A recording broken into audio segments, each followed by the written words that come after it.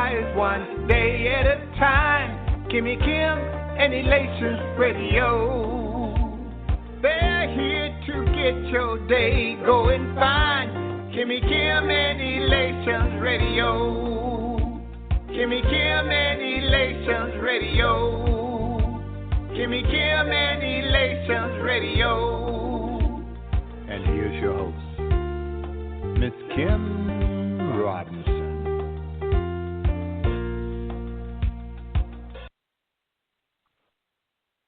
What's going on, my good people? Charles McCutchen here. I'm your favorite entrepreneur.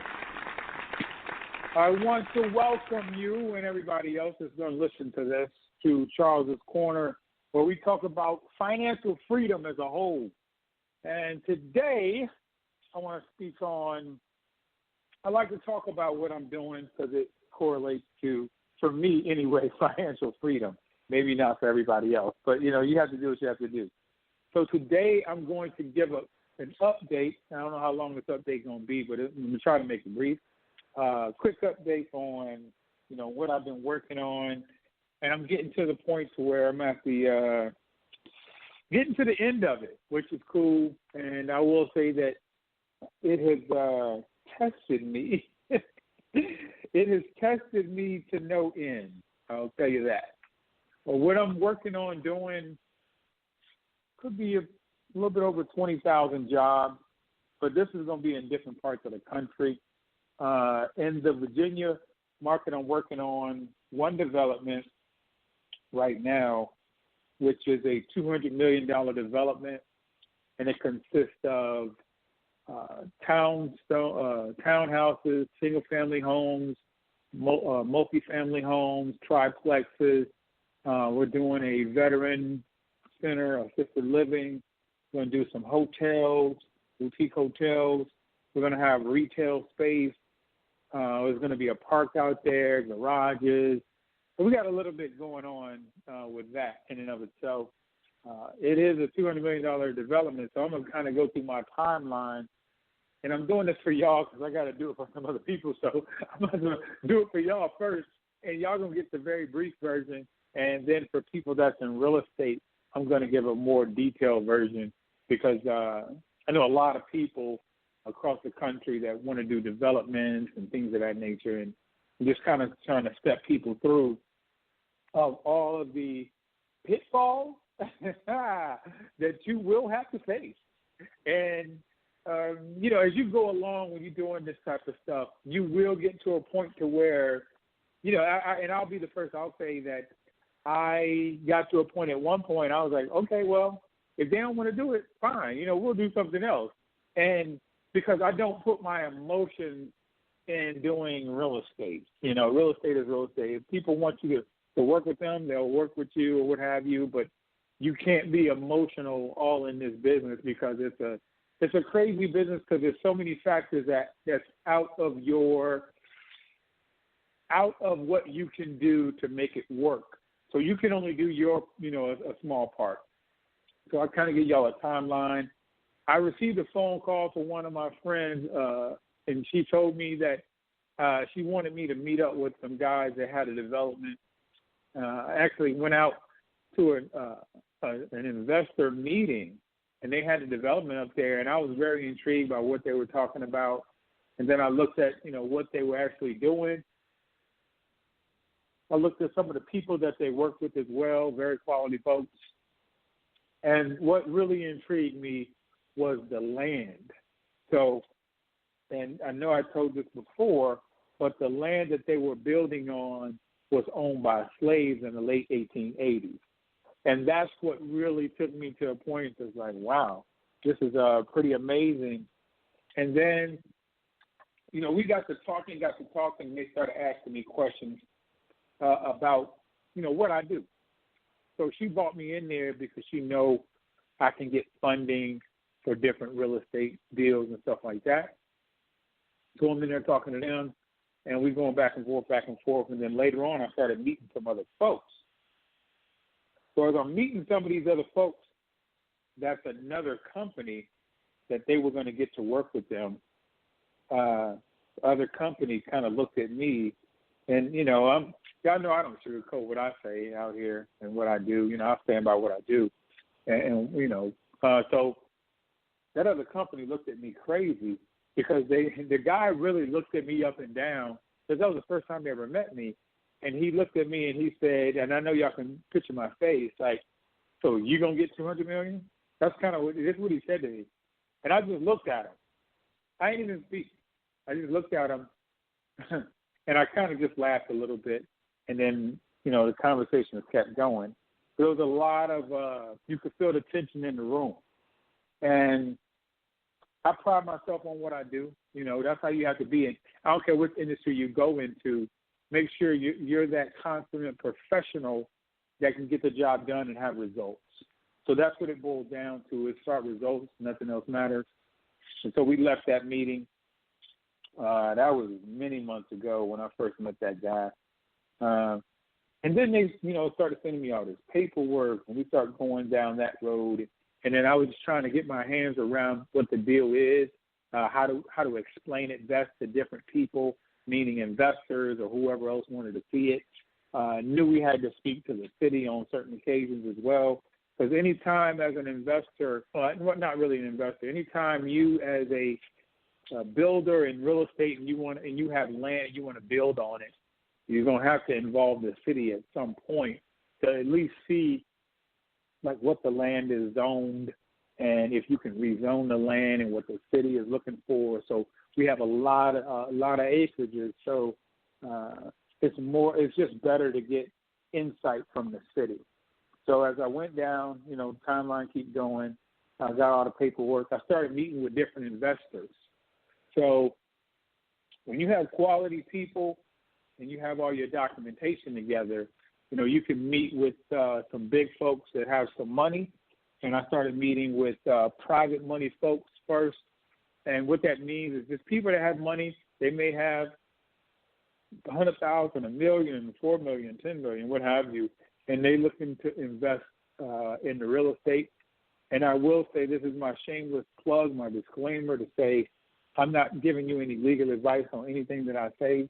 I'm just telling you, please do your own due diligence. Please get the proper legal people to work with you in whatever endeavor it is you're working on. So what I'm doing, I'm giving you my journey and what I'm personally doing, so I don't want people to take it as gospel because I know certain areas may be different, certain language may be different, certain legal things that you have to do where you are may be different. So just take that for what it's worth. So I will say you can go to www.irs.gov or you can go to www.sec, that's the Securities Exchange Commission.gov, and you can get information on how we can acquire money for funding, because you can't really just go out to the world and say, hey, give me some money for investment. That really is illegal, so I'm going to leave it at that.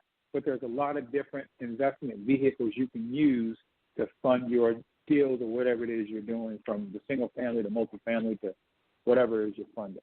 So started meeting with hedge funds, started meeting with pension funds. Pension funds, just a lot of people put their money together. Hedge funds, I look at it the same way.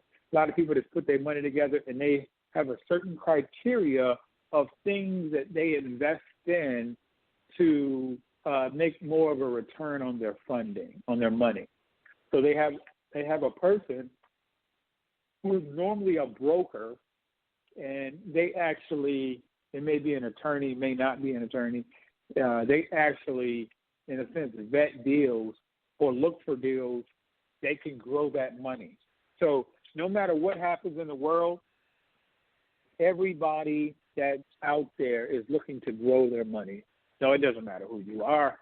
Everybody from somebody working in McDonald's to somebody, a CEO working at a Fortune 100 company, everybody's looking to grow their money. No different than hedge funds, pension funds, or private money folks. They're looking to grow their money. So from there, we started meeting with these attorneys.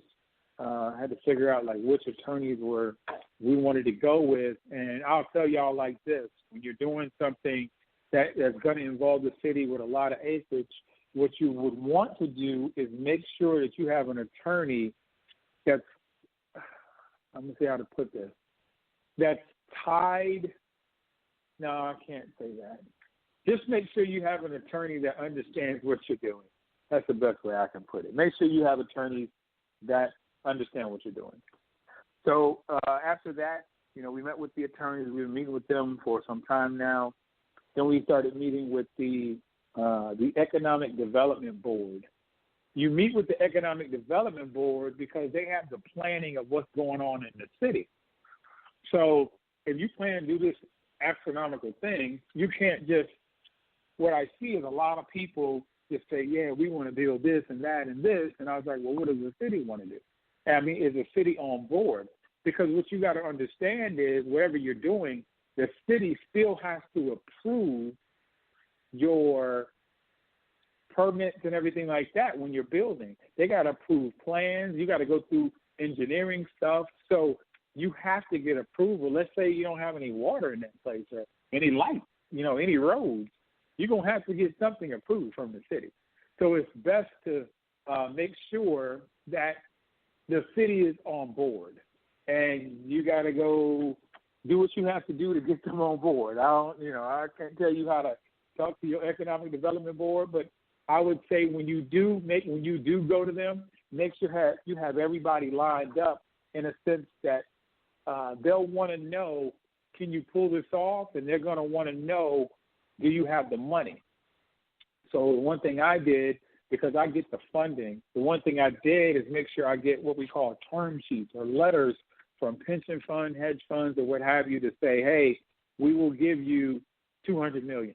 So I have two separate letters right now that say we'll give you $200 million. I got other hedge funds and pension funds out there as well because I can't have single failure. That's one thing I can't do. So I have a total of probably 6 to 7 different funding platforms that said that they want to fund this development. And I think one of the bigger reasons they want to fund it, this is an opportunity zone. And for those out there who don't understand what opportunity zones are, just look at the most impoverished areas in your area that's run down and everything like that, and they're probably trying to run people out, and they're going to inject all this money into that area and price it so high that nobody else can go in there. Like the people that are living there, they can't go back there.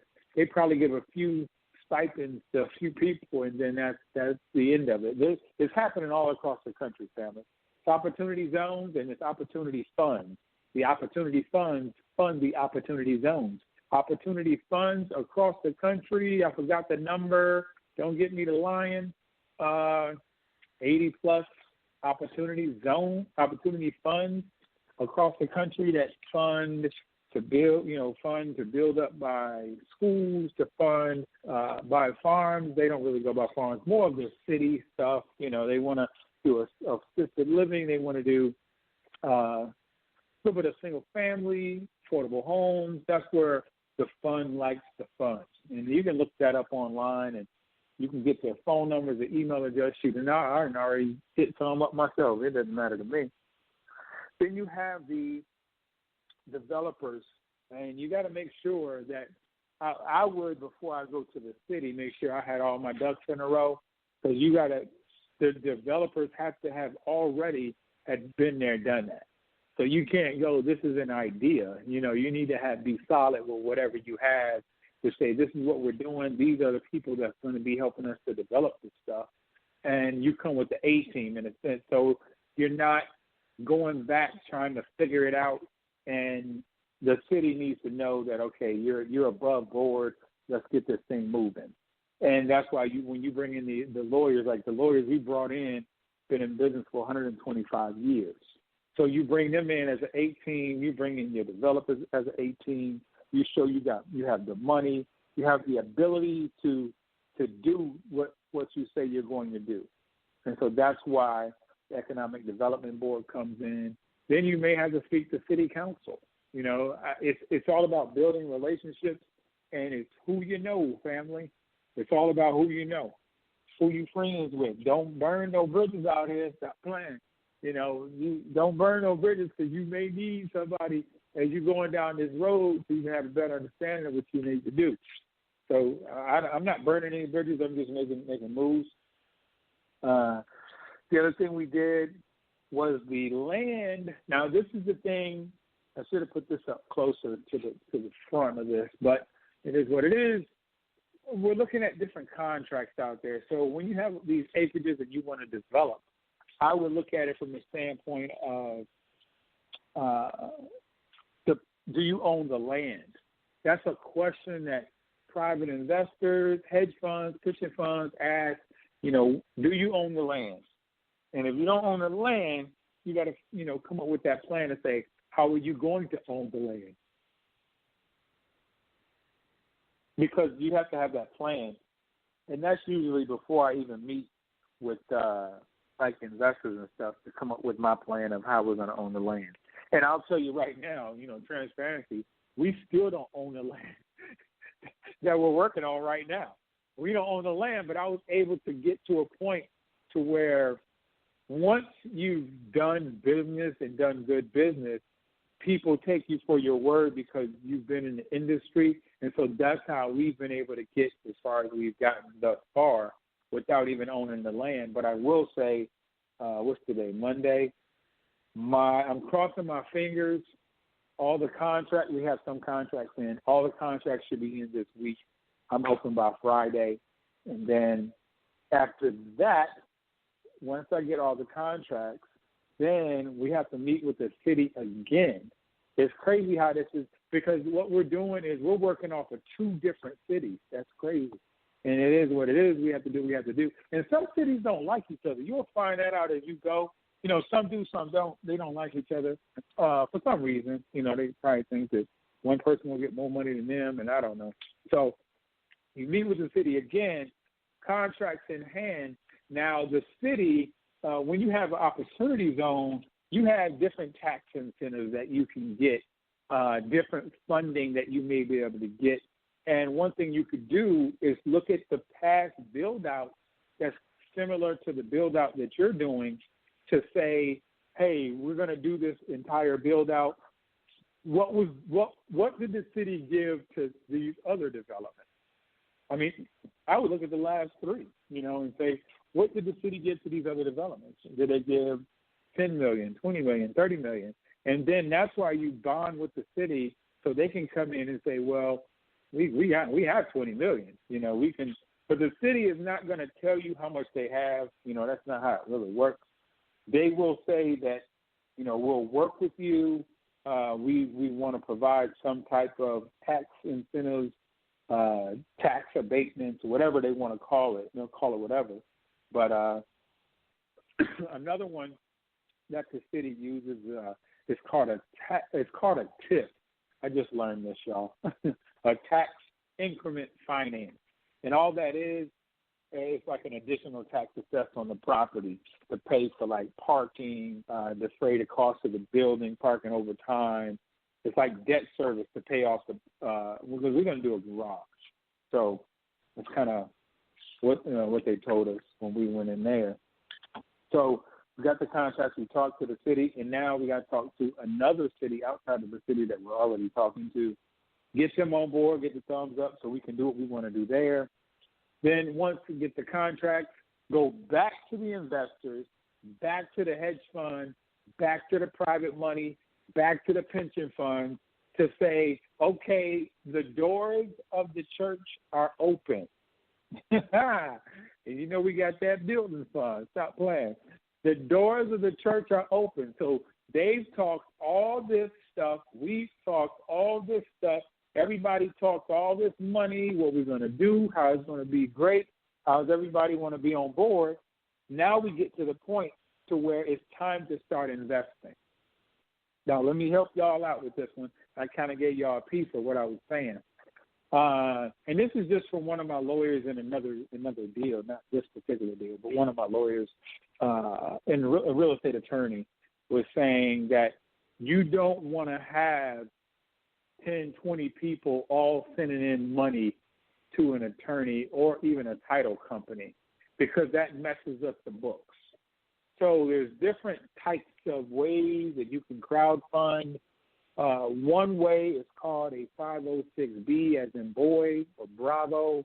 One way is called a 506C as in Charlie. One way is a Regulation A Tier 2. Then there's a Regulation A Tier 1. So there's different ways to crowdfunding. Those are just ways to get money in. And like I say, if you can look it up online or go to the SEC, Securities and Exchange Commission, SEC.gov, and then they'll kind of tell you what you need to do. And what I would do if I were you is get an SEC attorney to, because when you're doing bigger deals, you probably need more money. So when you're doing bigger deals, you need more funding, you need more people possibly to help you to fund whatever it is you're going to fund. I'm going through that right now with a couple different folks out there that they want to put up funding. So, we'll see what happens with that. Once the funding comes in, goes into escrow, and then we start the what we're doing on this particular development. We're going to do, because COVID is out there. So I want to do, this is me personally, I haven't spoken to anybody else, but I am an equity member. So what I would like to do is a soft launch, meaning we do the groundbreaking, and I want to do it in February because it's Black History Month, and the land was owned by slaves in the late 1880s, and the descendants of the land still own the land today, which is about 11 of them maybe, and they still own the land today. So I want to compensate them and take care of them and do a ceremony in February. But it's got to be probably a virtual, and I don't even know if a virtual one has been done, but I'm looking forward to it. Do a virtual ceremony, and then the following year, the month of February, we will do an actual, hoping that COVID is out of the way and we can all come together and do a groundbreaking ceremony groundbreaking ceremony brings out a lot of people. And, people, obviously you're going to be pretty close together, maybe in a tent or whatever, but you want to have, I don't want to do anything with, now that we have this thing that we have out there. I don't want to, host an event like that. So be more online. That will create, that one specific development should create over 2,000 jobs. And let me see where else I can go with this. It should create over 2,000 jobs. What I'll be doing, just personally, is a lot of because I work with veterans and have my nonprofit and stuff like that. So that's about to explode to a whole nother level. I spoke to the city council about the veterans and the city, and they are very excited about what's to come with that. So that's going to be awesome, being able to help veterans. And I have some other stuff that's going to be happening with the veterans, and I wish I could talk about it right now, but I can't. So it's something that's really going to shake up the country. I'm working with a scientist. I'm working with experts in every field of the event, from mental health to experts in the assisted living, experts work with veterans. So I'm working with those guys, and I'm actually having a meeting this week to flush some things out, kind of give everybody an update on where we are and what we're doing, how we're putting everything together, and how we move forward, because this is going to be one veteran facility times probably 7 or 8 from different places around the country, from Maryland to Richmond to Virginia Beach, Virginia, to Fayetteville, North Carolina, to Houston, Texas, I really want to get down to Georgia and do something down there. And then there's going to be out in California, there is a place called Bristol, California, about 30 minutes away from Vegas, where I have some guys. They have over 90 acres of land, and they're doing a casino hotel build-out, whole build-out. I'm working my behind off to get equity in that casino hotel, because I'm a kid from the projects. I'm telling y'all right now, I'm a kid from the projects, and then the way I'm going to look at it is I'm got to speak this into existence, because that's what I do. So I'm a kid from the projects. I'm going to have equity in a casino hotel, equity in a theme park, equity in multiple developments, and it's just going to be a great day. And everything I'm doing, because I have a daughter, so everything I'm doing, you put that thing into a trust, and I bring my daughter along this whole journey. So everything I'm telling y'all, she sees this stuff. And she listens to me on the phone, and she be regurgitating a little bit of it too. And she said, did you say that? And I said, yes, I did. Because I want her to see it as we go so she can grow with me, because I told her she's going to have to understand what's going on, because God forbid if something happened to me, it's all you. You got this. This is in your pocketbook. You got this. So I'm educating her as we grow, because she's going to have a lot on the plate. So what I'm doing, I'm bringing my nephews and my nieces in as well, because I want them to understand business from a business perspective. And then I'm bringing in my grandfather. My grandfather, he's not alive today, but he had 12 kids. So I'm bringing in my uncles and all their kids, my cousins, my first cousin, my blah, blah, blah. And we're pretty close. Let me see, this is the 14th of December. We're pretty close to getting on a Zoom call so I can really go over everything that I have. Because I couldn't sit here right now and tell y'all on the phone everything I have, because I'm gonna forget a lot of stuff. So I actually put it into a PowerPoint presentation, and now I get to go back and I get to tell my entire family, like, this is what I have. I got jobs across the country. We're in the cannabis. We're in the growing. We're into it's just too many things that's on the plate, and I want to show them so they can either be a part or not, because I'm going to have stores. I'm going to have, there's going to be no shortage of what I can get access. I have franchises and everything like that. So I'm talking to all my cousins. If anybody want to do a franchise, if you're serious, I want to work with you. For those in the medical field, if they want to work with me in the veteran space, come on down. If they want to, it doesn't matter, because it's just too much on the plate, from the scientists that I work with to celebrity chefs that I work with. So I'm putting a lot of people on. Like I stand on the shoulders of giants, family. I'm going to tell you right now. I stand on the shoulders of giants. I know I'm blessed, over blessed, and I don't take that lightly.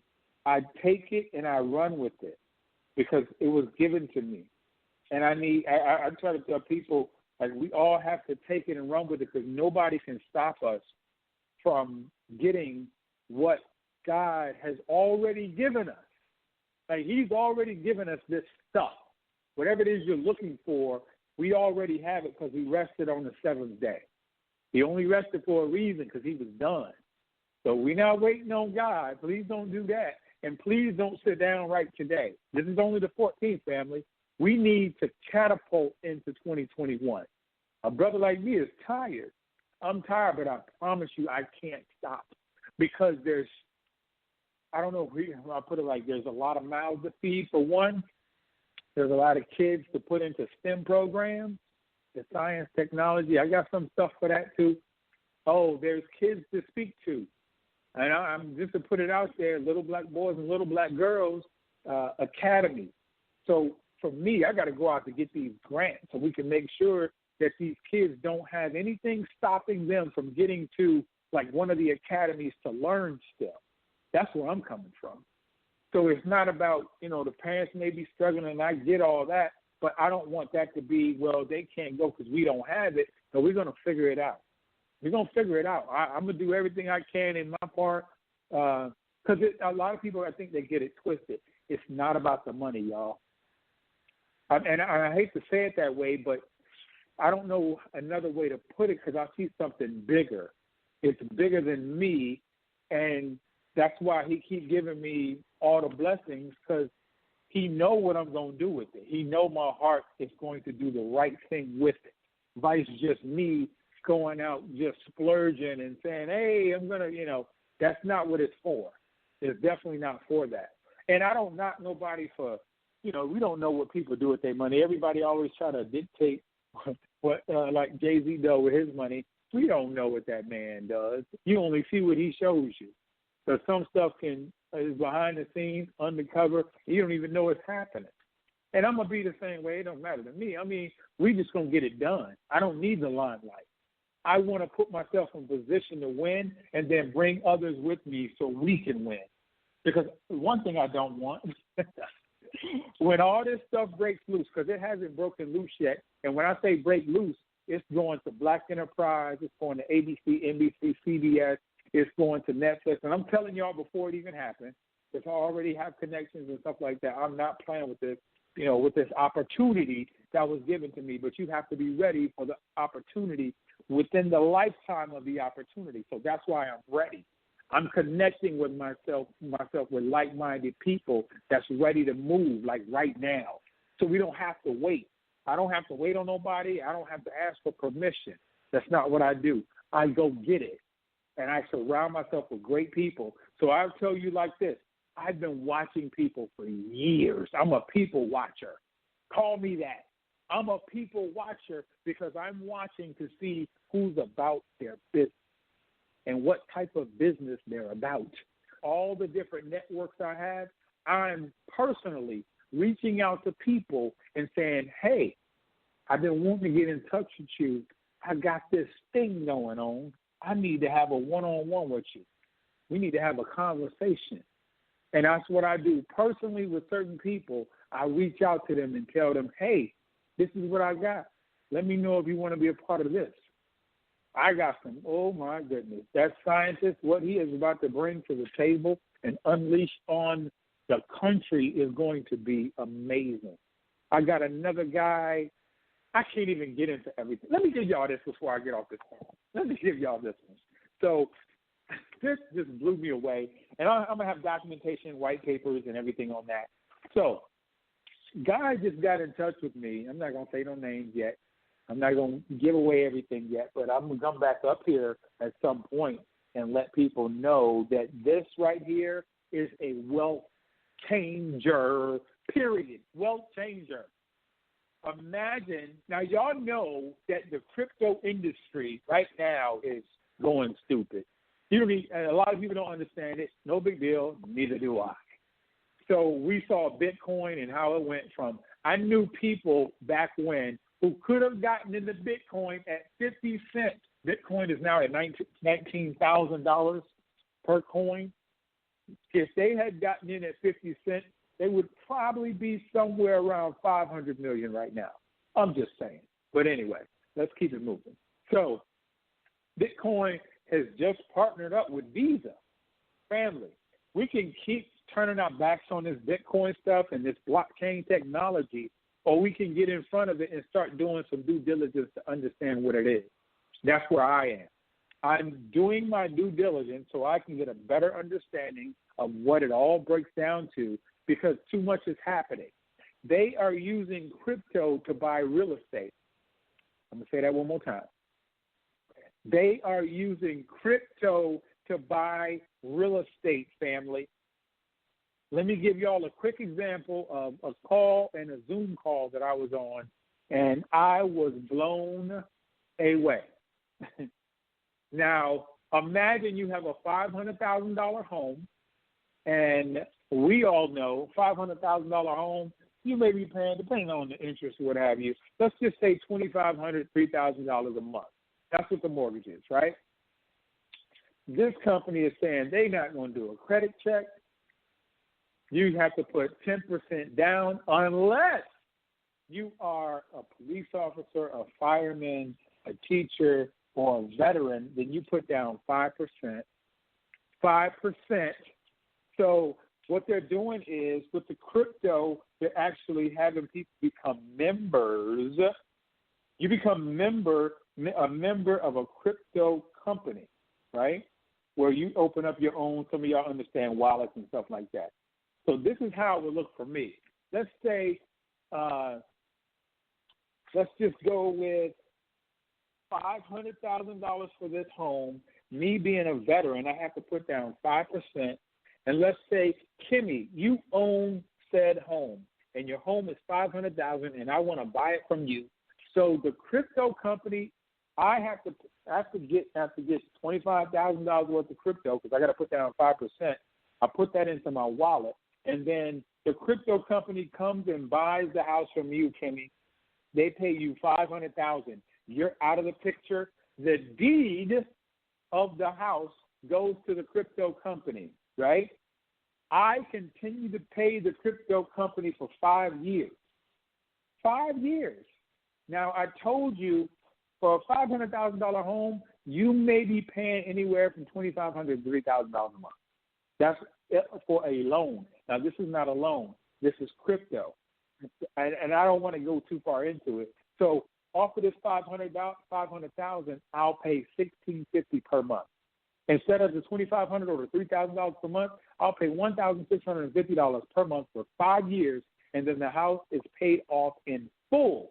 Come on, family, hold on. Let's connect the dots right quick. I don't think y'all understand what they did to me on that call. I've been in real estate for a long time. I know that there's a lot of wealth in real estate, but if you can pay off a house in 5 years and have that $500,000 that you can tap into, now this is my thought process. So 5 years, I got access to $500,000. What a lender does is give you 80% of the total value that you have, the equity that you have in the home. So let's say the lender said, well, I'll give you $400,000.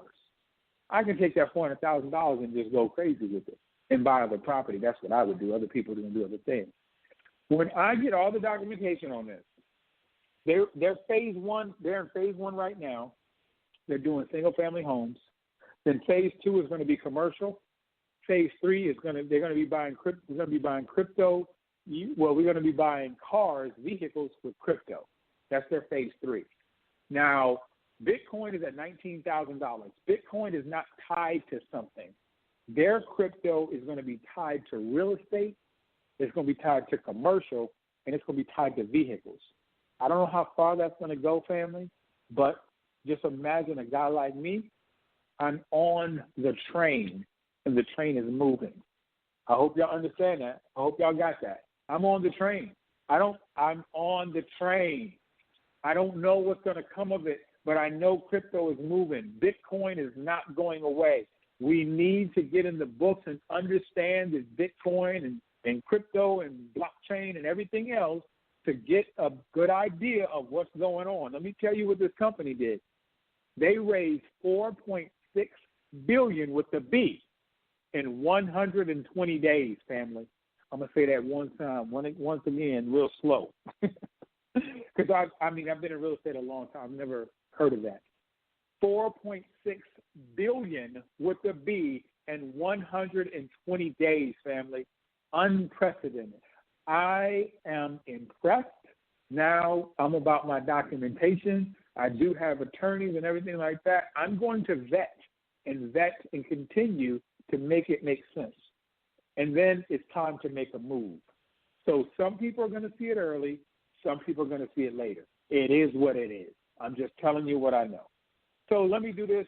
Ms. Kimmy, I do want to thank you for giving me the platform to share information so we can keep this thing moving with Elation Radio and Elation Magazine and the Elation family. And I'm going to say, hopefully next year, a month prior to the December, November, we can actually get together and everybody get together and as the Elation family and do something out in St. Louis. And we may want to do it somewhere else after I show you what I show you. I'm going to have to show you at some point. But, yeah, I'm going to show you what I show you. And you may be like, no, we'll go there. But anyway, this is what I'm going to say. I want to pray us out. Dear Lord, thank you for the time that you've given all of us. This is a world that, we worry. There's really not a lot of peace, but we need to stir up good news again. Please forgive us for forgetting that your love never changes, your love never fades, and that you never abandon us. Please give us the strength and the mental fortitude that we need to move forward in this life, to understand that everything will be okay because everything happens on your time. Continue to bless us and our families during these trying times. Keep us safe, keep us healthy, and we may not always see the clear picture, but we know that you didn't bring us this far, to only bring us this far. In your name I pray, amen, amen, and amen. And this is Charles McCutchen. I'm your favorite entrepreneur, y'all. Y'all take it easy.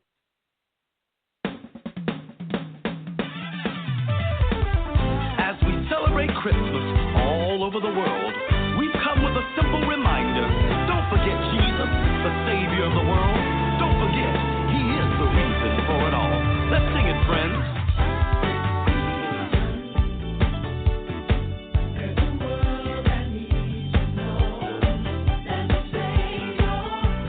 Born to save us all.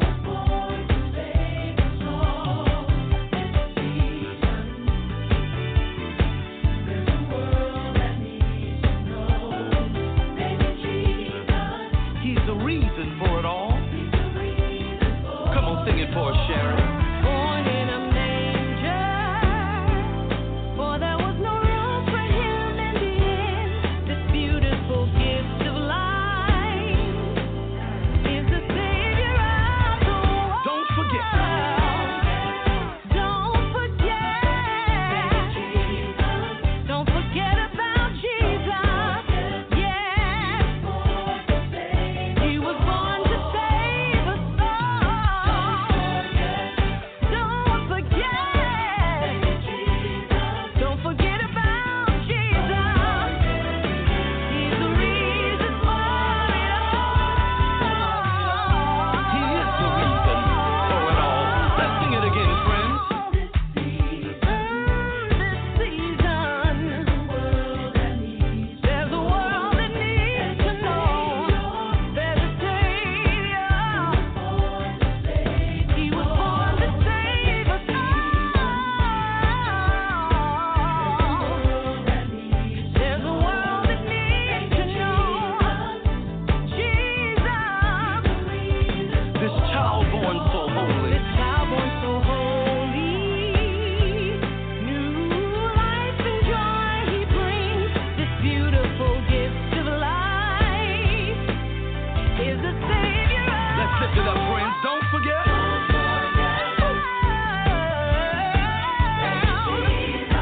Baby Jesus, don't forget, He was born to save us all. Don't forget about Jesus. Yeah. Listen, so as you go through this holiday So season, as you go through this Christmas season, exchanging gifts with friends and family, don't forget about Jesus. Don't forget about Jesus, who is the center of it all. For without Him, there would be no Christmas. There would be no Christmas without Jesus. Let's sing it, friends.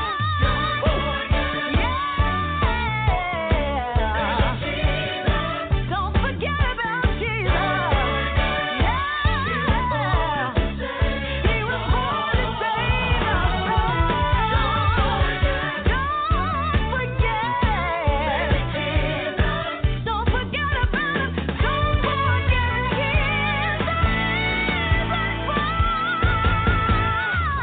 Jesus, Emmanuel, our promised Redeemer. We won't forget. We celebrate your great name, God. We want to make your name famous all over this world. Come on and sing this holiday season. It's not about what you Sing see, it, Sherry. and it's not about how many presents you buy. Let's take it up. It's not about how many clothes you have, how many trees you put up, how many stockings are on your chimney. Come on, I feel a key change. He's the reason. He's the reason for the season, y'all.